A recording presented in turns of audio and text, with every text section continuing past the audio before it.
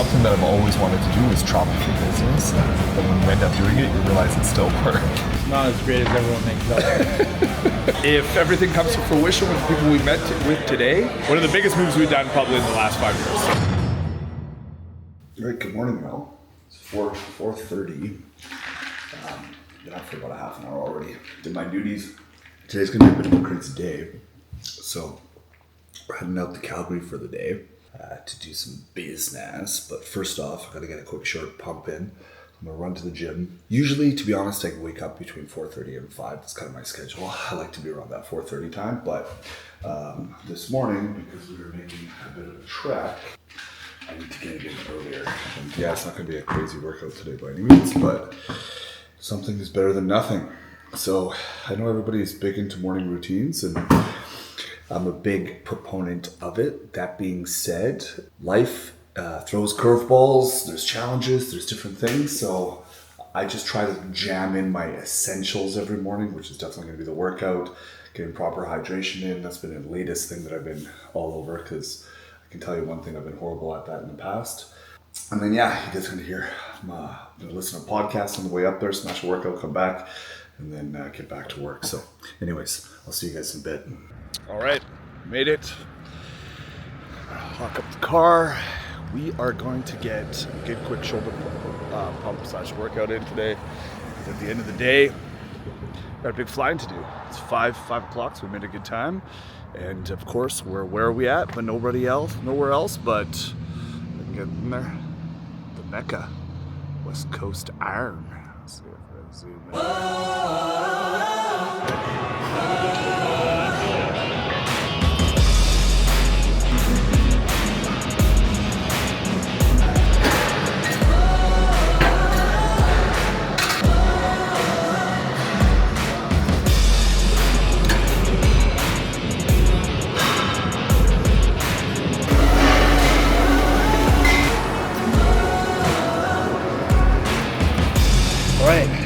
Morning workout smashed. Now, that was a quick one. So roughly 35 minutes. Usually I'm 45 to an hour. Doesn't need to be too super quick though. I just need to get it done. Feeling a pretty good pump. Yeah. Well, the car waits and we're out of here.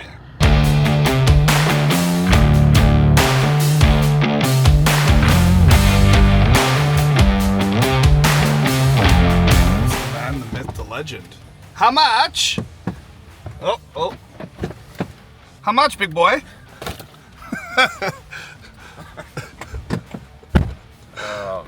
Welcome. Move all my crap here. All right, we're off.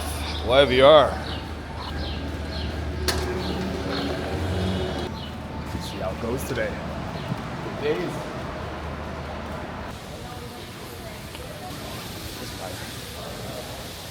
Smash a quick meal here, and just started boarding, so it gives me 15 minutes to eat something, talk some business, make a couple calls.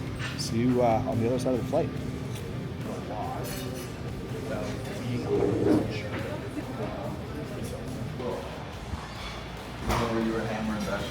Yeah, this is the one that got pretty lit in.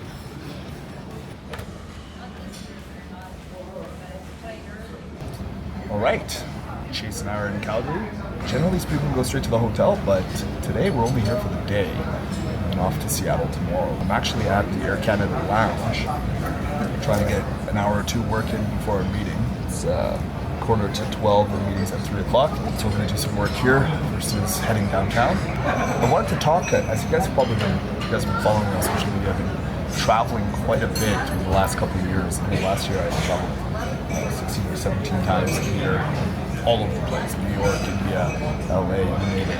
It's kind of all over the place. It's funny enough, something that I've always wanted to do was travel for business, but when you end up doing it, you realize it's still work, quite a bit of work.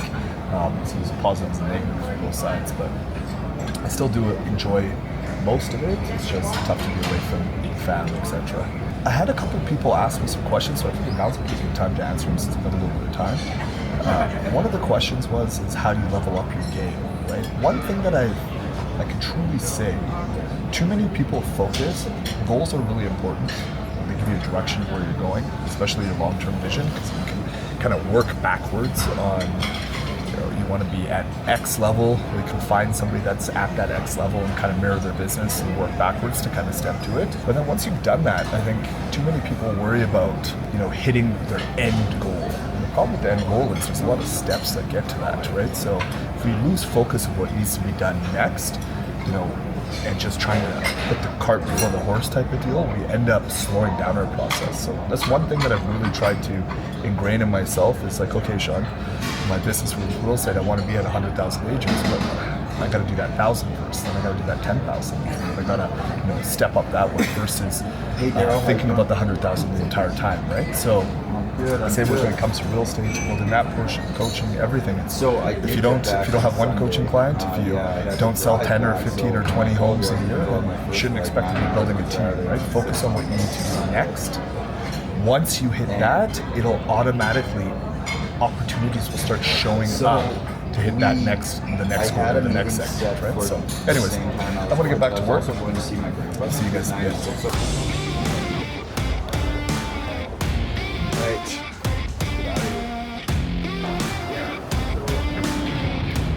So we're 30 minutes to a big meeting here. Can't talk about it though, it's top secret. I figured we do something, a little interlude here. I want to talk about being nervous about closing big deals. So obviously you guys have done a lot of project stuff. You've sold big homes, like multi-million-dollar homes. And now I'm sure it's a lot easier than it was in the beginning, right? Because everything gets easier over time. But how did you overcome the fear? And I know you were even talking to an agent earlier today about like using your name to kind of get into certain projects and so on and so forth. So how do you overcome the fear moving up a level in real estate business? I'm not going to hold it, ass. I'll take it. Well, I think anything like that comes from confidence, right? As long as you're confident going into these things, typically you're going to be fine. But the question is, where does confidence come from? Confidence comes from, firstly, educating yourself, right? Knowing what you're talking about and being prepared, right? So ultimately, if you're prepared and educated, you should be confident into these meetings you're going to. And if you're confident going into the meetings, then you should bring your A game. So let's just say you're newer to the business, right? You haven't stacked up what you wanted to stack up, right? Like you kind of touched on some of the things to build confidence, but what else? Well, I was talking to a guy earlier today and he's not on our team, but I told him, I said, look, you can mention that you work with us, because he does. He comes to us for help and we help him with appointments. So I think aligning yourself with people who have that experience can definitely help you, accelerate you through your career and jump those steps, right? Yeah, I think that's a good point, because at the end of the day, most people kind of get stuck on, well, I don't want to give up my commission, or I don't want to give up part ownership or rights or whatever it is. And I guess in some cases it doesn't make sense, but in this case, it totally makes sense. All right, bro. What did we order here?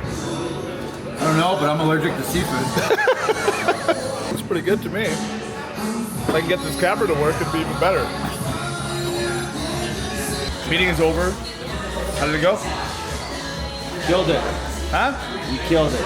And funny enough, now we're back to our favorite place called The Office in the heart of Calgary. It's called The Office? I didn't even know that. Okay. Yeah. So our buddy Max is one of the managers here, runs the place. If you're ever in Calgary, I'm telling you, this is a place you gotta check out. Food is amazing, drinks are good, great atmosphere. I didn't realize that what is it called? Stampede is going to be starting in started today, right? It's kickoff. And if my wife asks, I'm at The Office. One of the things that I learned today, and I just want to throw this out there before we indulge in some amazing food, is one of the things that people don't talk about as probably the most important thing in business is the people you work with. If you work with all-stars, if you work with people with the same vision that want to elevate themselves to the same atmosphere that you want to be breathing in, I think it makes a massive difference. Today, we had a pretty awesome meeting with this guy over here. If everything comes to fruition with the people we met with today, it's going to be one of the biggest moves we've done well, I can't even go into it. One of the biggest moves we've done probably in the last 5 years. So, and these people are absolutely amazing. So I hope we can make this partnership happen. All right, we're back where we started. I feel like pretty much this morning. We're back at the airport. Yeah. So, what you think about today in general? I know we already said it was a hit, but what's your thoughts on traveling? It's not as great as everyone makes it out. I was just here 2 days ago. Oh yeah, I forgot. You had to fly back because they're Flew in Wednesday, fly out Saturday. Wait, no, didn't fly out Saturday. Flights canceled. Had to drive home Saturday and Sunday, and then fly back with this guy on Tuesday. So what you're saying is you love Calgary. Yeah, I love Calgary so much. Coming back next week. Yeah. Anyways, separate from that, from my understanding, obviously we're from Vancouver, Maple Ridge, so no Calgary experts, but the market is booming out here. I was just chatting with Viet Doe, shout out to him, longtime Stonehaus legend. He was here the same time I was last week, checking out some condo projects. I messaged him when he was flying back, when I was supposed to fly back, and I said, hey, call me, I want to check out what you visited, see if there's any opportunities. He said, yeah, but everything's sold out. And talking with the local brokers and realtors today, they said they're busing out of town people in here all the time, and they're buying up the condos. Why do you think everybody's moving out here? I mean, it's beautiful. Actually, we were talking about I like downtown Calgary a lot. But why do you think they're moving out here? Affordability, really. Affordability, better lifestyle. Wages are very similar to what we see on the West Coast, but the cost of living is a lot less. They also have less taxes on certain items, so Politics are better. I'm biased because I'm a conservative, but yeah, politics are a lot better. they barely made it in. They're switching over here. Yeah, and then tomorrow we head up Seattle. So another busy day. That's just a drive though, no flights, a couple hour drives, but I'm pretty actually excited to go hang out with Aaron Chua, one of my long-term business coaches, a good friend, former owner of Direct Lender. Well, guys, he said I have to meet that are well into the high 7 figures, 8 figures. Big guys. Yeah, the ballers. So I'm nervous more than anything though, because he's driving for 2.5 hours and I haven't seen him stay off his phone for 5 minutes. I don't know what you're talking about. Listen, if you're not making your calls while you're driving, what are you doing? You gotta grind all day, every day. Anyways, I won't bore you guys with more. I'll see you guys when we land.